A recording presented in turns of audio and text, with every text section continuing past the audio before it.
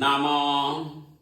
शरण्य भागवे चेनान्यजान्यपदे नमो नमः वैश्येभ्य अर्येषेभ्य वयुना पदे नमो नमः षट्पिञ्जराय दिशिमदे पदिना पदे नमो नमः बब्लशाय विभाजिने अन्नाना पदे नमो नमः अर्येषेभ्य बीजिरे पश्चान पदे नमो नमः भाष्ये जगदा पदे नमो नमः रुद्धाय जलाविदे चेताना पदे नमो नमः शुद्धाय हंताय वनाना पदे नमो नमः रोहिताय स्थपदे वैशाना पदे नमो नमः मंटीने पार्याय कक्षाना पदे नमो नमः भुवन्ते वायुवृक्षयंसीना पदे नमो नमः उक्षेकोशाक्रन्ते पत्येना